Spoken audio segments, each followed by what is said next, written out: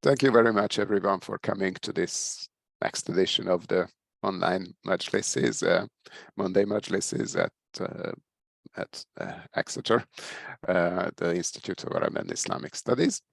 And today Majlis is the last one of the first mini-series we launched in this series, and this mini-series has been dedicated to Kalīla and Dimna. We may well return to this topic because it's something we can never exhaust, and it will be always fascinating.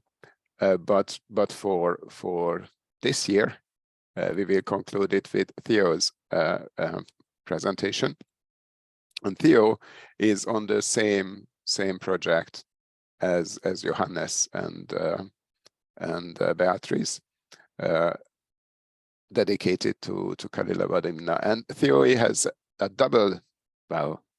several specialties. He is a Persianist, an Arabist, and he is also a computer scientist to add to everything.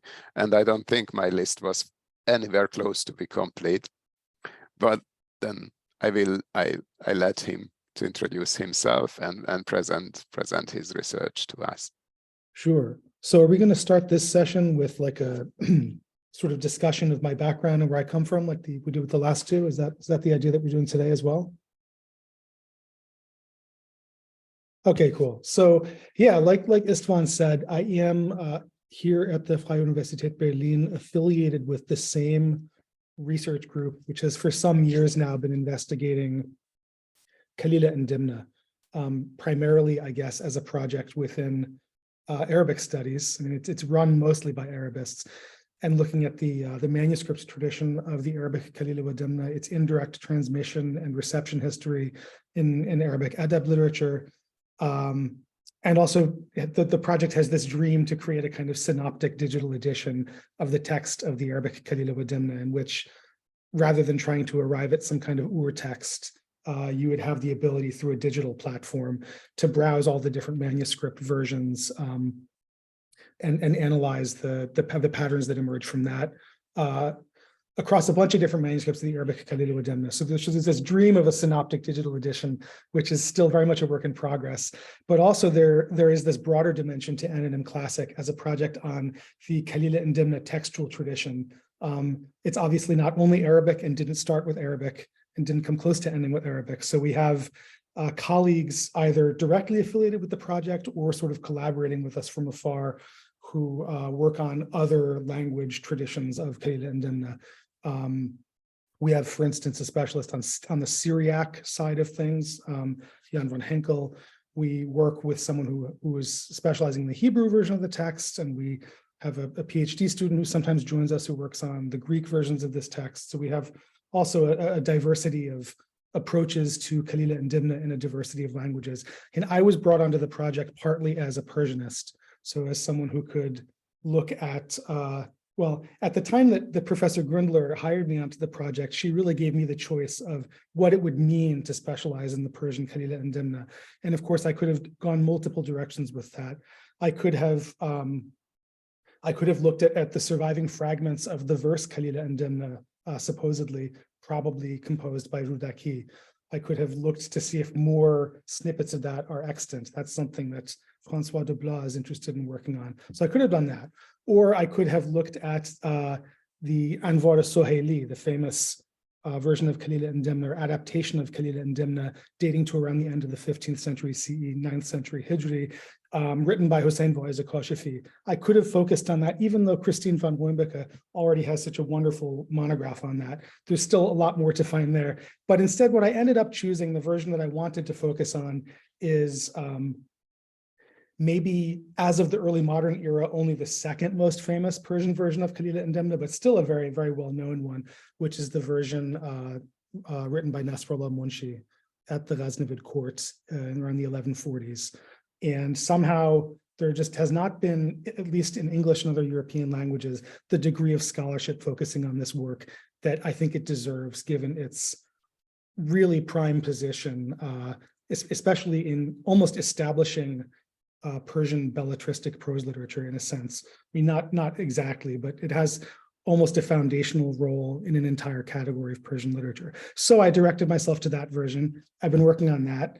And I have a monograph project I'm working on for that. And I've given a bunch of different conference talks and written a few articles that are in various stages of the publication process on all kinds of different aspects of Naṣr Allāh's version.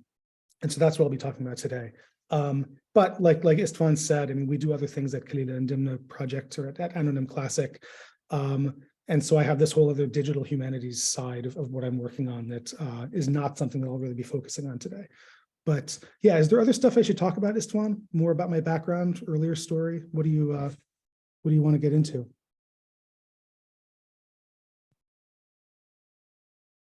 I would be happy to hear more about you in the next 5-10 minutes. Cool. Yeah. Because that's also really part of our own education to learn about how scholars come into being. Geez, yeah.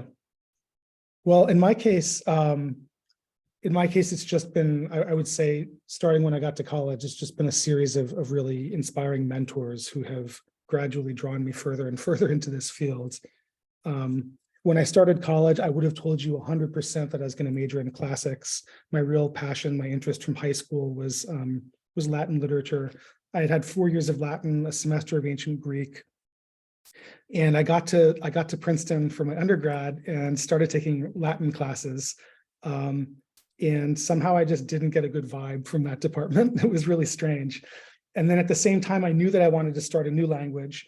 And I had, on a whim, signed up for introductory Persian and found myself coming under the wing of this extraordinarily charismatic person that they had lecturing in Iranian history and Persian literature at that time, Michael Berry. And so I ended up sort of glomming on to this professor, started taking tons of classes on classical Persian literature and Islamic studies, Islamic history, what have you. And yeah, and from that point on, I knew I wanted to go to grad school in that topic. And I sort of abandoned my earlier dream to study the classics. And then I went to Chicago for my PhD, and then I was able to study classical Persian literature with Franklin Lewis, who I can't believe I have to say has passed away last year, as well as Iranian and Central Asian history with John Woods. And so I went from feeling really attached to my undergraduate mentor in Persian literature, Michael Berry, to then going pretty much straight into a PhD program and transferring that attachment onto new mentors, especially Professor Lewis, but also to a really significant extent, Professor Woods. And I feel like I've been blessed to just have, at every point in my education, someone that I could look to with admiration and appreciation and take as a model to where maybe eventually I could go at some point. So I never felt a lack of that idea of what the end point of such an education might be. Yeah, and then somehow I was very, very, very lucky to get a postdoc at the Anonym Classic project.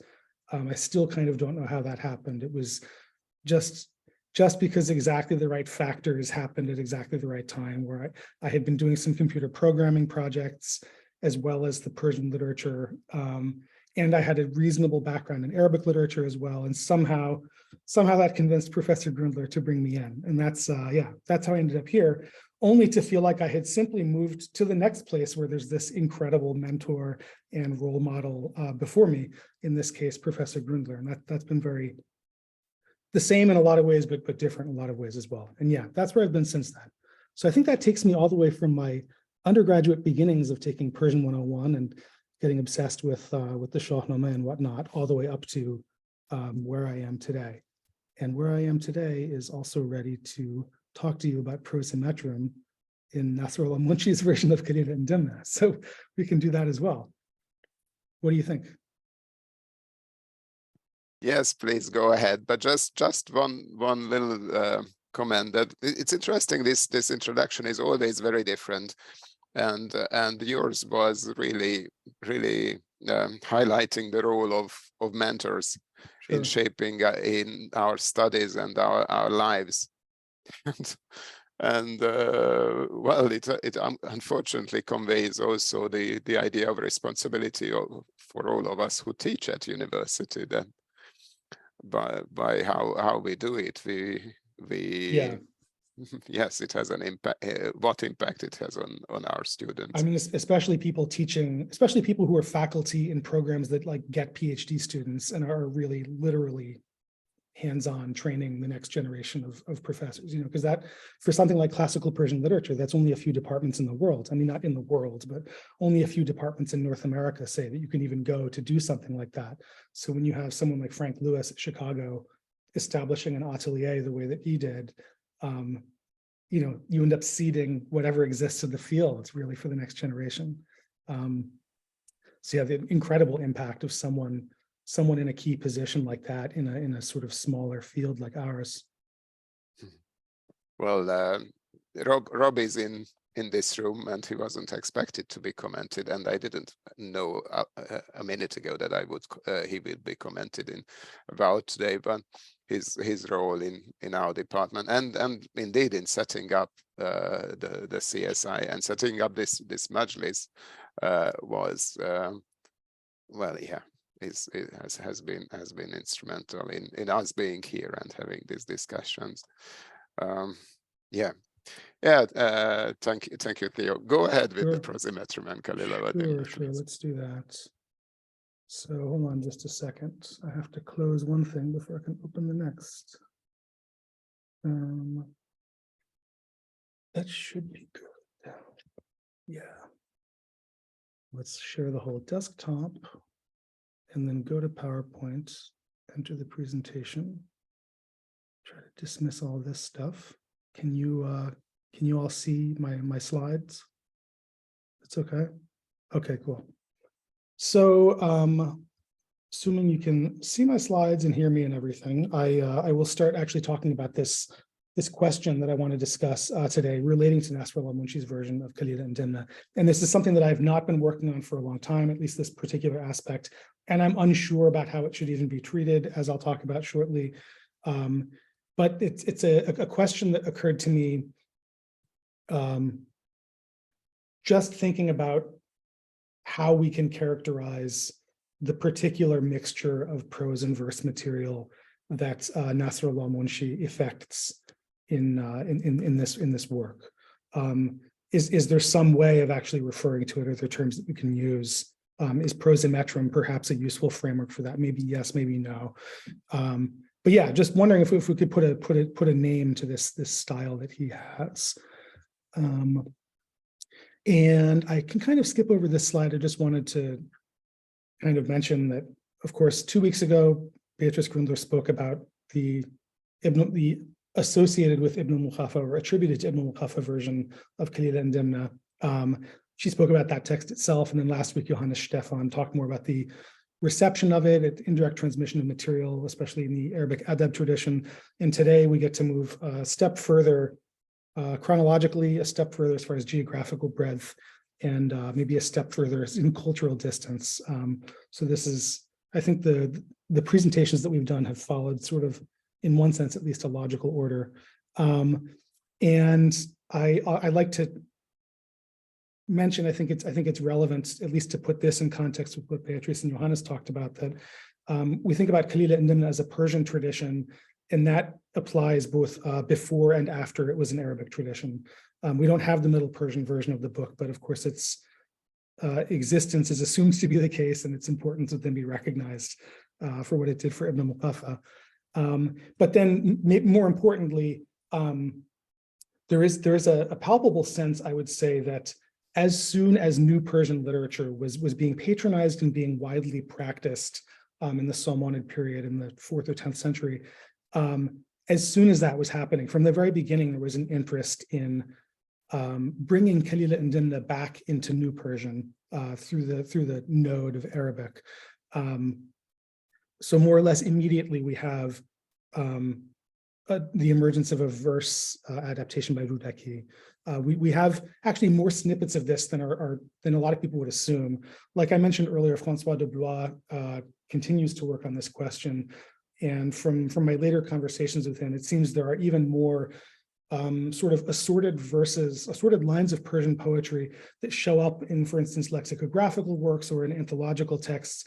There are even more lines that we can probably find that have at least a high likelihood of having originally been part of Rudaki's version of Kalīla and Dimna. So really snippets of it are extant, and I wouldn't even say that we know how many exactly are extant at this point. There's still more to be found. And there was at least supposedly a prose translation around the same time by Abul Fazl Bal'ami, father of the other Bal'ami, who's the one who translated and sort of epitomized the history of Tabari. So immediately we have two versions, and then in the mid-12th century, we get another two versions, both of them written in the 1140s Common Era, although under almost completely different circumstances otherwise, and there's no indication that the two authors were aware of one another's existence or one another's work. One of the translations is written by someone named Muhammad al-Bukhari, working for a Seljuk Atabek of Mosul. It's a barely known text. It exists in one manuscript, was effectively rediscovered in the 20th century. There's a dissertation on it, but the Bukhari version of Kalīla and Dimna has very little in the way of after history within the medieval or early modern period, at least as far as we're aware. The other version, however, that comes out in the 1140s is that by Naṣr Allāh Munshī, and this is an incredibly fascinating, very purposefully crafted Persian version of Kalīla and Dimna that is written under Ghaznavid patronage during the reign of Bahram Shah, who was sort of the last Ghazna-based Ghaznavid of any real power, of any real ability to hold things together, which was minimal in his case. And it may even be fair to say that Bahram Shah is now known more for being the patron of this version of Kalīla and Dimna than he is for anything else. Maybe. In any case, Naṣr Allāh's version would be famous for hundreds of years, relative to even versions in any other language until it was supplanted by the Anwar al-Suhaili. So these are already the third and fourth translators of Kalīla and Dimna back into New Persian. We don't typically have this many versions repeatedly being authored in most languages that participated in the Kalīla and Dimna tradition. In Arabic, of course, we do. We have various versifications, but Arabic and Persian are really two of the central languages in which authors continued to participate in the Kalīla and Dimna tradition and the evolution of the text. And what was it that placed Naṣr Allāh's rendition in a tier of its own, especially relative to that of Bukhari? It's the extent to which he enriched the book and made it his own. He adds a large new preface, basically arguing for the importance of Kalīla and Dimna as a work of wisdom literature that can teach a ruler how to act justly in accordance with Islamic teachings. He fills the text with quotes from scripture, the Qur'an, ḥadīth, anecdotes about the early caliph, amthal, hikam, and these references are often used basically as shawahid, just buttress arguments that are presented either by characters in the fables or by the king and the Brahmin in the frame story. And third, and kind of a related point that could almost be combined with the prior one, there's tons and tons of poetry. And the poetry quotes often have a similar function to what is done by the scriptural quotes. But in a sense, they have to be treated as a separate phenomenon because they're literally breaking the flow of the page visibly and breaking the flow of the text palpably with these transitions into and out of verse. So I think it is really a different phenomenon, even if the purpose of a line of poetry that's quoted could be similar to the purpose of like a hadith that he quotes. And then finally, we can say in general that Naṣr Allāh really developed his own new and immediately important style of Persian prose. This is sometimes referred to as artistic prose, Naṣr Fanni, or ornamented prose, Naṣr Masnū. So we also have to pay attention to that side of his importance. Yeah, and so most of you, not most of you, a few of you at least, will have probably heard me talk about various aspects of Naṣr Allāh's work, and I'm sorry for the extent to which that leads to me repeating certain introductory things. The last thing I'll say by way of what it is that makes this version of Kalīla and Dimna remarkable is that while it is a translation of Ibn Muqaffa's Arabic into Persian, By the addition of all of these scriptural references and amthal and hekam and lines of poetry, Naṣr Allāh ends up basically dumping a large amount of other, in many cases, Arabic quotes back into this text that he's translated from Arabic into Persian. So it's an almost bilingual Arabic-Persian translation of Kalīla and Dimna. And that this, in fact, the Arabness, or the Arabicness, the Arabicity of this version of Kalīla and Dimna had all kinds of effects, including this manuscript that I'm showing on this slide, which I'll show a lot more pages from later. This is only from the late 7th or 13th century, and already we're seeing manuscripts like this being produced where they are giving interlinear Persian translation for a lot of the Arabic quotes. So that's one ramification of how much Arabic there is in this work. And in another reflection of that is the existence of the Anwar al-Suhaili, which Kashfi self-consciously wrote, at least in part, because there was perceived to be this issue with, or a way that Naṣr Allāh's version could be improved upon by making it less Arabic inflected. Yeah. And I don't think I need to talk more about this, so we can move on. Today, the aspect I want to talk about of the, I think, 4 different types of enrichment that Naṣr Allāh added to the text, the one that I want to focus on is the poetry, which comes up, as I said, in both Persian and quite a lot of it, maybe a majority of it in Arabic. And to ask the question of whether the extent of the poetry quotes in this book and whether the manner in which they're handled could possibly qualify this as a work of Prosimetrum. So then I'll have to answer, well, what do we mean by Prosimetrum? What criteria would have to be met for a text to qualify? And where can we situate it, if at all, in classical Persian literature? And this is not something that I'm an expert in, and it also is apparently something that has not been written about a great deal, at least as far as I can tell. So I won't be giving great answers to these questions. I'm actually doing this partly to have an opportunity to discuss it and ask people whether the idea of Prosimetrum as a category that we're thinking of in classical Persian literature is even seems valid. Does it even seem tenable? I don't know, because it's not something that I often see people discussing specifically. I guess we would want to say that although Prosimetrum technically just means a mixture of prose and verse, it has usually been taken to mean a kind of extensively integrated mixture of the two. Maybe even according to a regular format where there's a paragraph of prose followed by such and such number of lines of poetry and back and forth. So yeah, so extensive admixture of poetry into a prose text usually is what it means, or vice versa, I suppose. And maybe even a systematic approach to how that's done. So we can say that one common example of a genre in which lines of poetry absolutely show up, but it's not clear to me whether they would be considered Prosimetrum, would be historical chronicles. Though I don't know, maybe I would be open to the idea that thinking back to, for instance, the Zafarnameh of Sharafuddin Ali Yazdi, which has not only quotes of poetry, but also entire sort of scenes in the chronicle are rendered in poetry.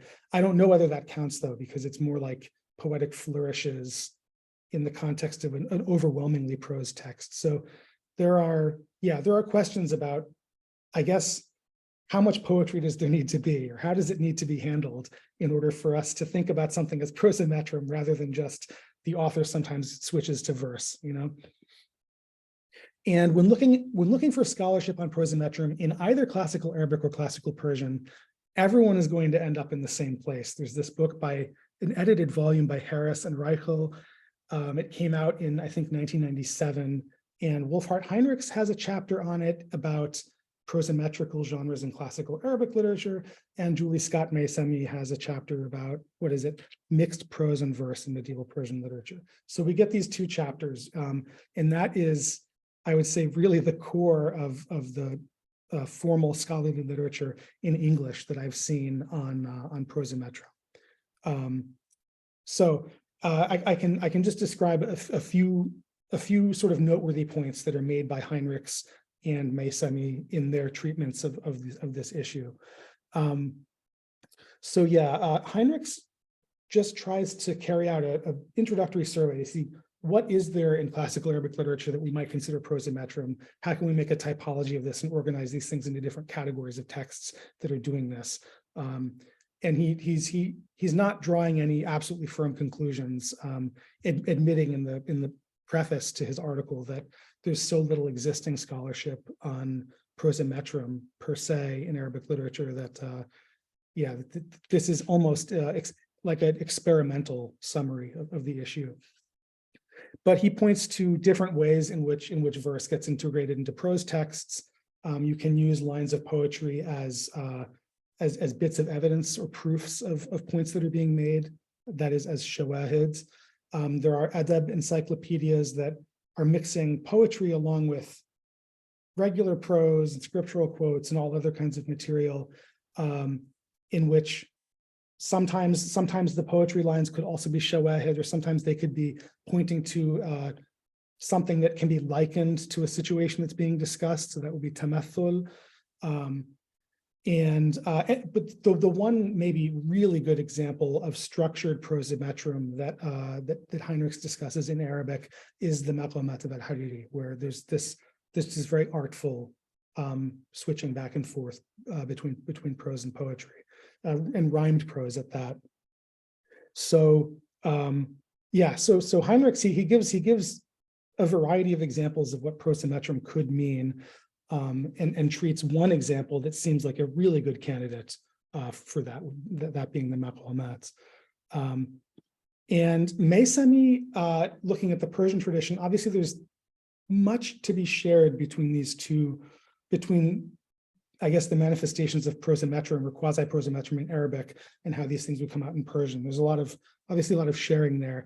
But it's interesting that Maysami was much less comfortable than Heinrichs with even getting into this question. Why is it that we're looking for an analog for prosimetrum in classical Persian literature? What does the one even have to do with the other? So she opens her contribution on this almost indignant note, which is making a really good point. But then she ends up doing something kind of similar to what Heinrichs did, which is that she goes over different examples of temporarily accepting that maybe prosimetrum could be a valid category in Persian literature. Here are some examples in which it might be found, is sort of the approach that she takes with the rest of it. And obviously in Persian, if something like the maqamat al-Hariri is the best candidate for prosimetrum in classical Arabic, then I think certainly for us as Persianists, the best candidate would be the Gulistan of Sa'di. And that's something that Maysami talks about. And indeed, it's if prosimetrum is going to be a category in classical Persian literature, then the Gulistan would be a really safe case to put in it, especially the way that the interaction between poetry and prose gets baked into the structure of the Gulistan. And ultimately, one thing I found interesting is that both Heinrichs and Maysami suggest that prosimetrum is really, or could be, almost everywhere that you look in classical Arabic or Persian literature. It's omnipresent, maybe, because then everything effectively depends on what kind of bounds you try to put around the idea of prosimetrum. So looking at Arabic or Persian, it's up to you, and just how restrictive do you want to be for what works would make it into this category. And there's just I could talk more about that, although I don't think I need to. I'm sure everyone here understands that it was so common, or it was so natural for lines of poetry to find their way into what were otherwise prose texts in Arabic or Persian, that then everything becomes prosimetrum, which isn't helpful at all. I guess the overall question for my presentation today is, should we or should we not, I guess, reject the idea of prosimetrum in the case of classical Persian literature, or can we see if it works and see if it tells us something about a text like Naṣr Allāh's Kalīla and Dimna. So now for the rest of this, I will pretty much be showing examples of poetry and talking about them that come up in this version of Kalīla and Dimna. And I'm only going to even draw examples from two chapters. One of them is Naṣr Allāh's large new preface to the book, which I spoke about earlier. And the other one is one of the shortest chapters near the end of the book, the story of the ascetic and the guest, and Nasik with Daif. And I can only talk about just the tiniest sample of the available material. The things that I'm going to be showing examples of exist in every chapter, and in some chapters they're on like practically every page. So there's tons of this.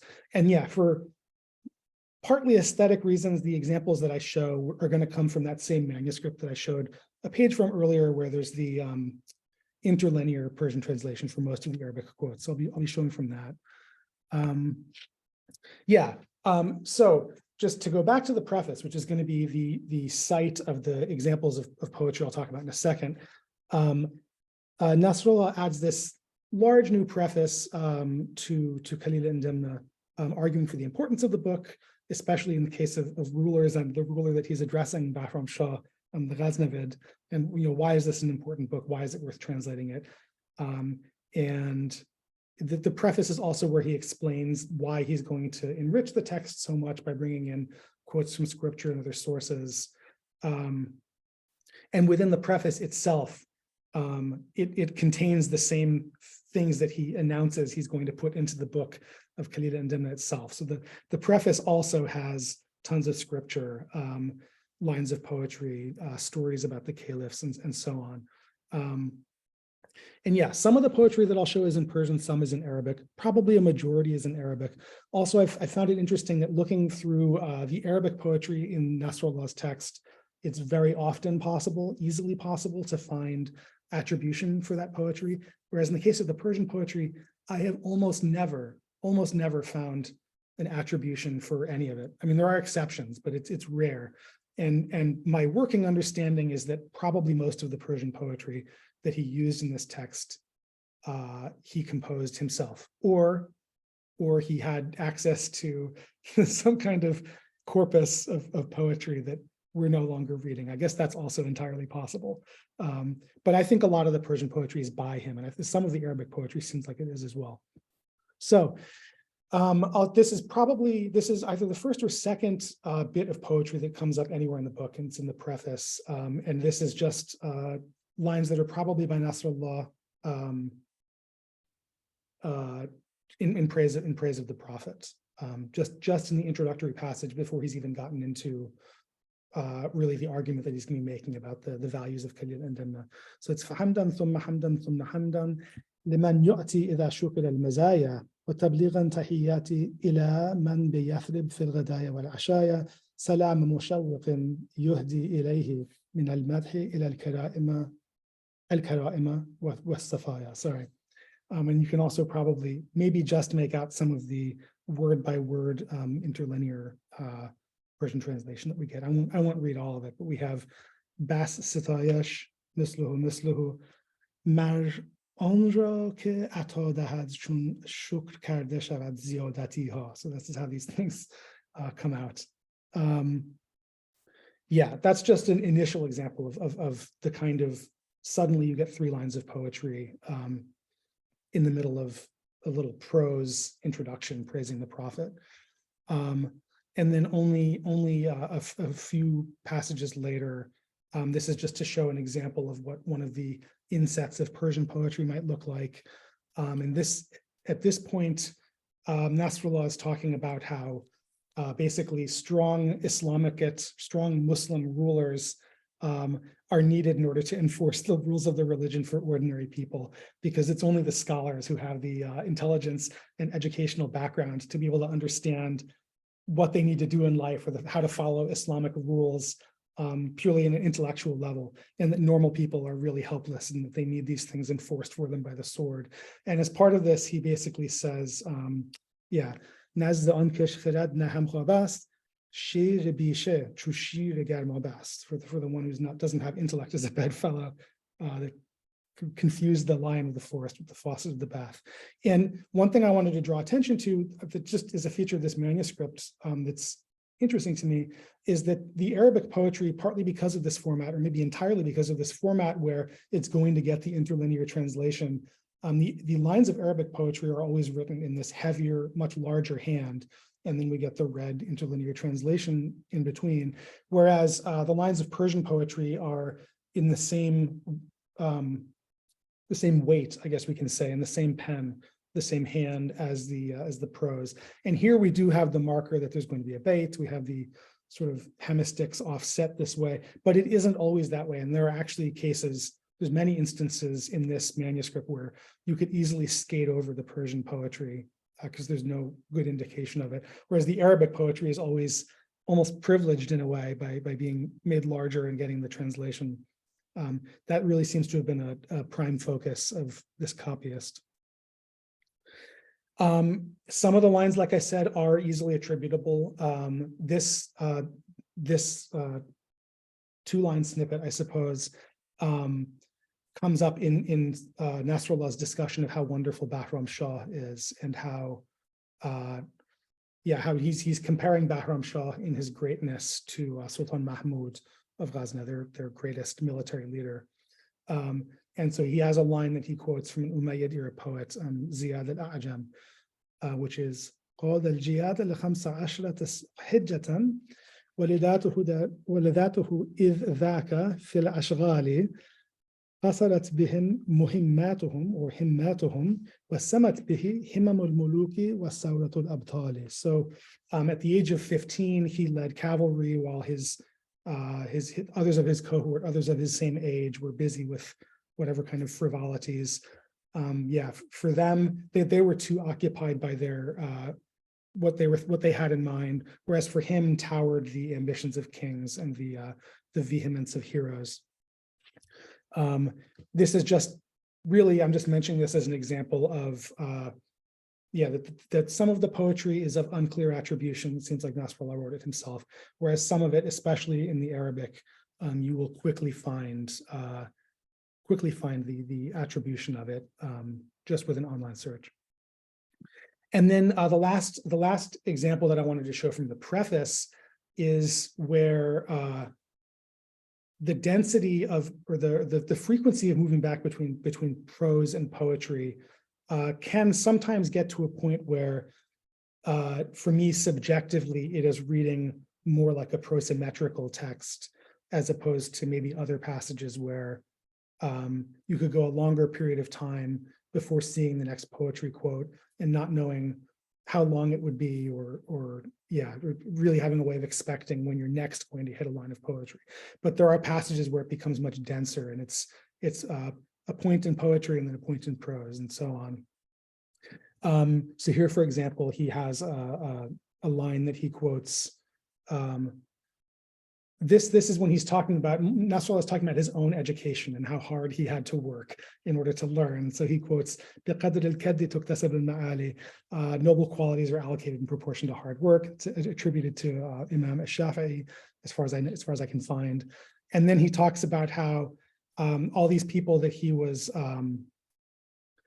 these people that he used to study with, they all ultimately left Ghazna, and so he had to just satisfy himself with reading books instead.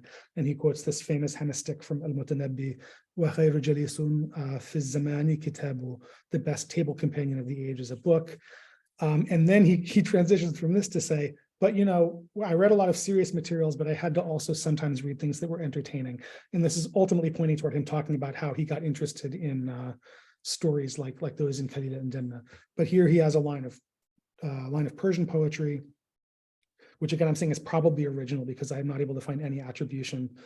جد همه ساله جان مردم بخورد، هزل همه ساله آب مردم ببرد. So seriousness all the time eats away the life of people, whereas frivolity or jest all the time takes away people's dignity.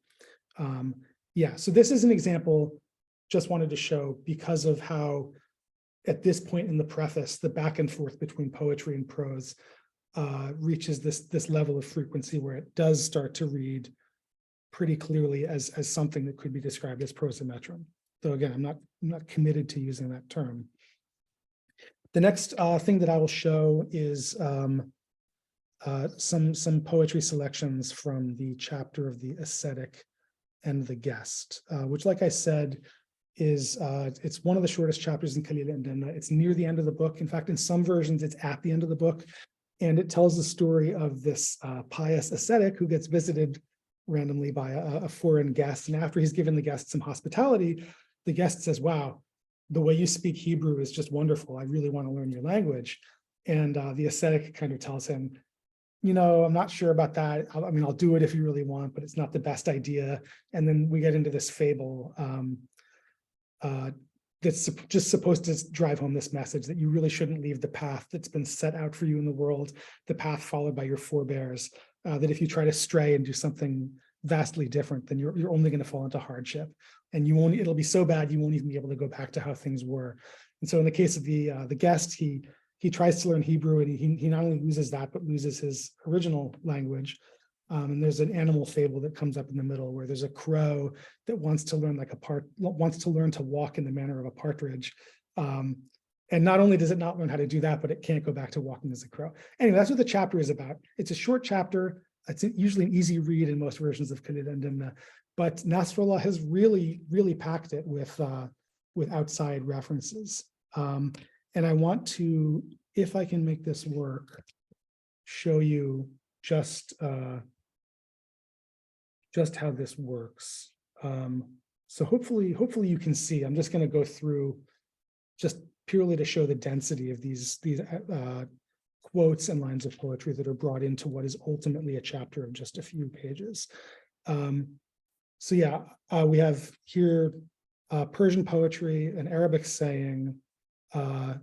We have Arabic poetry again and again. Oh, whoops, I went the wrong way. So there's Arabic poetry on virtually every page. There are sayings. It reaches points of great density where it's basically back and forth between Persian poetry, Arabic poetry, prose, back to Arabic poetry, sorry.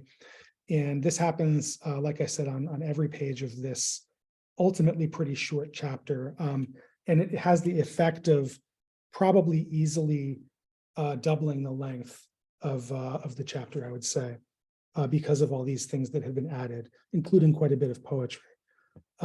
Another thing I found interesting after I looked into the attributions of as much of the poetry as I could find in this chapter is that 3 times in quick succession, it might even be 3 times in a row, Naṣr Allāh quotes lines from al-Buhturi. Of course, he doesn't mention who he's quoting from, because the original readers of this version of Kalīla and Dimna should have known all these poems and all these poets anyway. So you shouldn't need to be told that he's repeatedly quoting from al-Buhturi. But I didn't recognize it until I actually looked up these poems and realized, hold on a second, he's really going back to the work of the same person here.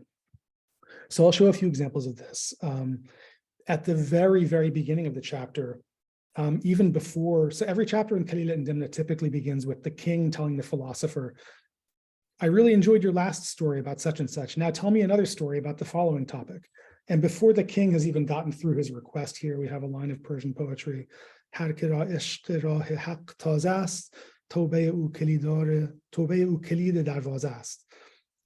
whoever really has fresh longing for the path to truth or the path to God, that person's repentance will be the key to the door.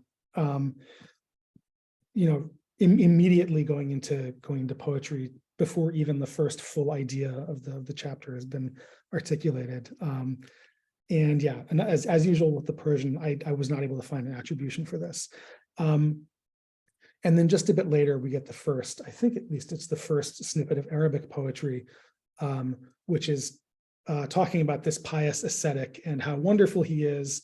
And we get this line taken from al-Buhturi. Well, because the ascetic, I guess, is described as someone who is in private and not with a goal to show the world, but in private, in seclusion, is leading a very virtuous life and doing all these great things. So the line is متهجد يخفي الصلاة وقد أبى إخفاءها أثر السجود البادي. I think that the way this line has been read in this manuscript may be wrong, because that vav suggests that he wants to read a dhamma over the letter, making this the subject of the verb. But I read it a little bit differently, as did the editor of this text. But I don't know, maybe I'm wrong. But yeah, I have it as one who's up late at night praying conceals his prayer, but the manifest sign of his prostration sort of belies that concealment. And then this is a line from the point in the story at which the guest is really begging the ascetic to take him on as a language student. And he quotes a line, which is again from al-Buhturi, which is تَقَاذَفَ بِي بِلَادٌ عَنْ بِلَادٍ كَأَنِّي بَيْنَهَا عَيْرٌ شَرُودُ. Here again, it seems to have خَبَرٌ شَرُودُ, which would mean like a piece of news being spread maybe, or it's possible that I'm still misreading this, but in other manuscripts that I've seen and in the critical edition, it's ayr, which is a wild ass. So the line then becomes, I'm driven from country to country as if I were a wild ass gone astray or wandered off among them. Again, referring to the desperate situation of need that he's in to try to learn Hebrew. Again, we have another line from al-Buhturi when the guest is pleading with the ascetic. فإن تلحق النعمة بالنعمة فإنه يزين اللآلي في النظام ازدواجها وكنت إذا ما رص عندك حاجة على نكد الأيام حان علاجها. So if you join for me blessing upon blessing in their marriage, these blessings will adorn pearls in their arrangement.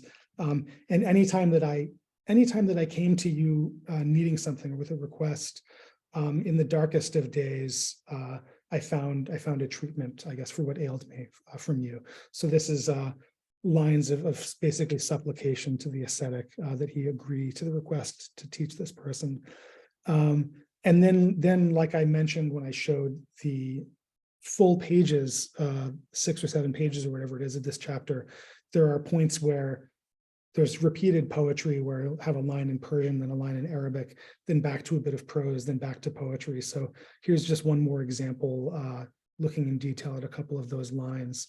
And this is the ascetic talking to the guest about how much smarter the ascetic is, or how much better he is, and sort of what an idiot this guest has been. So in Persian, he says, so you want to be like me, but you're not. You want to know as I know, but you don't. And then in Arabic, he has a line from Abu Ala al-Ma'arri, which is, or maybe it's 2 lines. Yeah. So, and it's وَكَمْ مِنْ طَالِبٍ أَمَدِي سَيَلْقَى دُوَيْنَ مَكَانِ السَّبْعَ الشِّدَادَ يُؤَجِّجُ فِي شُعَاءِ الشَّمْسِ نَارًا وَيَقْتَحُ فِي تَلَهُّبِهَا زِنَادًا. So how many people have there been who sought my position only to find out that basically my lowest place is the 7 heavens? Yeah,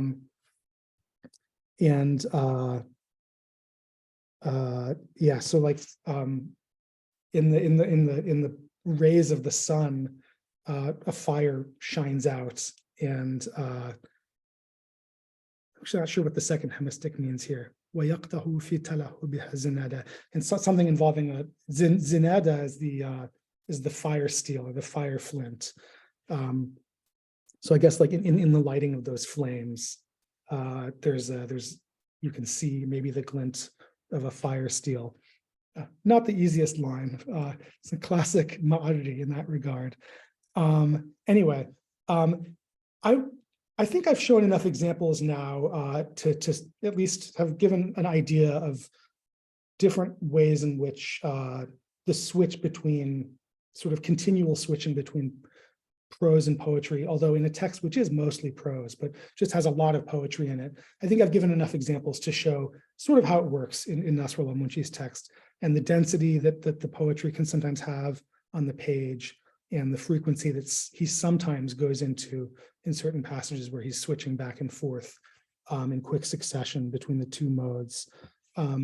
So yeah, I guess it should be obvious, I hope, that there is a lot of poetry in this work, so that quantitatively there shouldn't be a problem considering this Prosimetrum, just because there's really a larger than normal amount of poetry. Not like the Golistan, but not like a historical chronicle either, where maybe there's just occasional little poetic flourishes, not the sort of thing where it's coming up on more pages than not.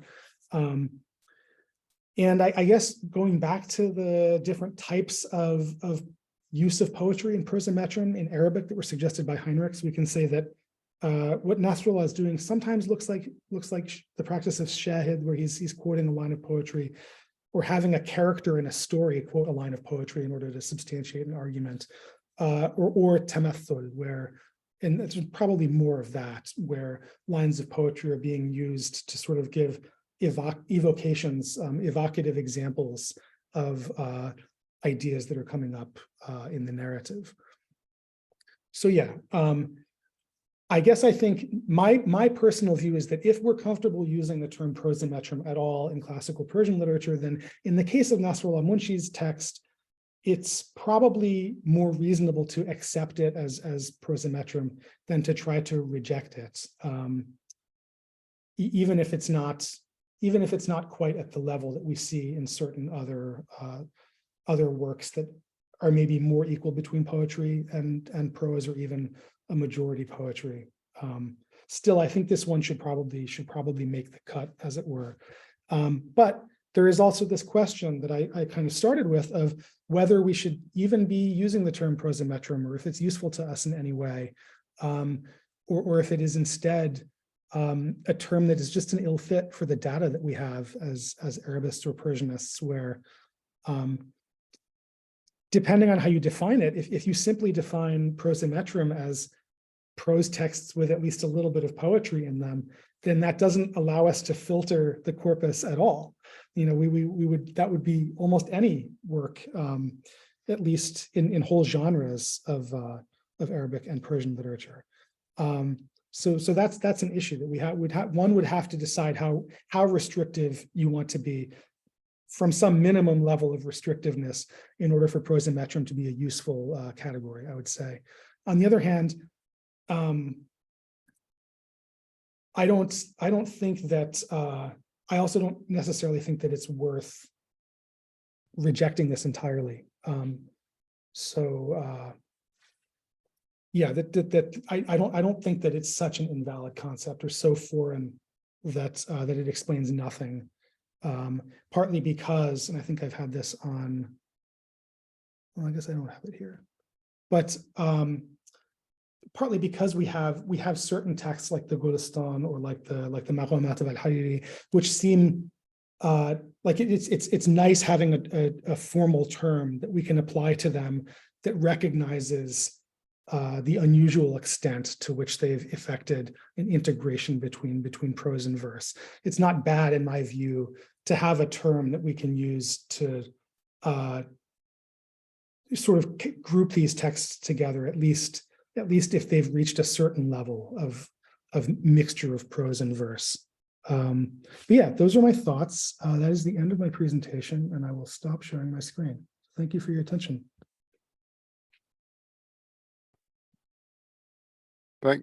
Thank you very much, Theo. That was remarkable, and you also were on time, which is excellent. And yeah, so for me it was so relevant that then I will abuse with my role, which I don't often do, I hope, and ask the first question, which would be kind of also an advert. So I have two things to advertise. One is related to the talk, and then the talk which is coming. And meanwhile, I would like to ask everyone to prepare with your questions, and then we will have time to discuss those. So to make my first advert a question is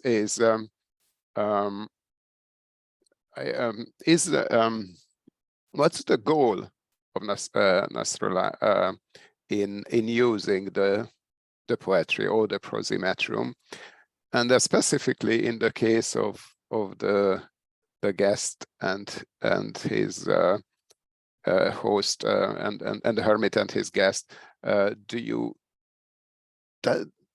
Is there an additional layer, an additional meaning, or whatever to the story, or it is just embellishment and summarizing? And I'm asking this because there is a volume which is coming out in May, and I have the proofs of it, and this is the title.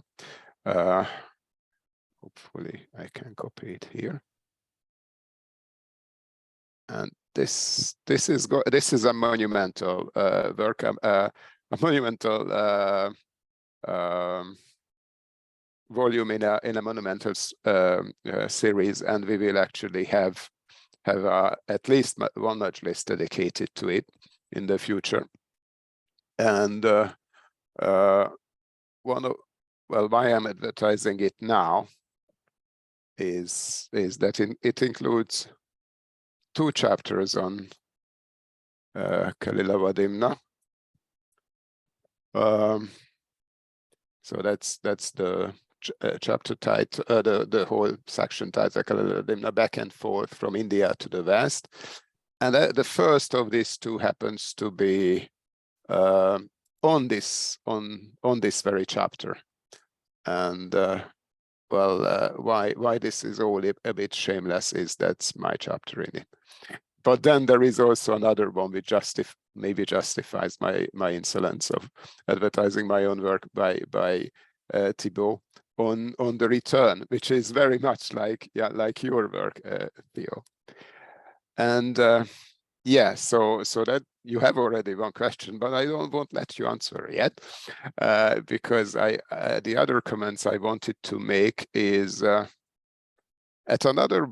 a webinar organized by Beatrice, and where you presented and you all 3 presented, I believe. I had this idea to compare the different manuscripts and the different versions to variations on a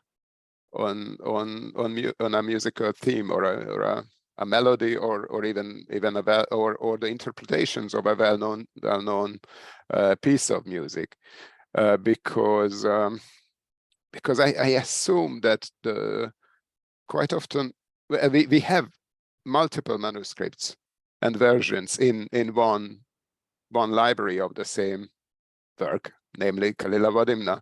And I think one of the reasons why people wrote their different versions was also to show their own ability to deal differently with the matter and play their own trills on it. So like a court musician, or even today a musician will play a piece differently at every single occasion. And we still have concerts of even music which was recorded by the original composer. So we have recordings of Debussy playing or Bartók playing, but still these are played. What these authors were doing is a bit, I think, similar to these musicians and the musicians at court, of course, because then it was even more the case. Now, this leads me to our next Majlis, which will be on I'm copying the topic. Okay, yes, here it is. So it is by Dwight Reynolds, and so Dwight is one of, to say the least, leading authorities on Islamic and Arabic musical and poetry tradition. Actually, Yaron, would you please confirm this, and maybe you as a great specialist of the field yourself, could you advertise him, please? Sure, of course. Thank you, Stefan. Yeah, Dwight is one of the most important and deep and engaging scholars in our field, and he wrote on a variety of fields, from historical works on music in Andalus and in North Africa to contemporary stuff. He started doing ethnographic work in his PhD in working on Sirat Ben Hillel, and his writing is extending through philological work to ethnographical work, and he's a lovely person, and I look forward to the talk, which I just heard now about. So thank you. Thank you very much, Yaron. He didn't know that I didn't know that I will invite him to speak. So Theo, thank you very much for this most impressive talk. And then I will switch over the recording, and we are all free to ask our questions. I'm happy to put mine into a queue if anyone comes up immediately with one. Oh, I might forget if that happens because there were two questions. Okay, then let's go on with mine. Thank Yeah, you. let me do that first. I stop the recording. Okay.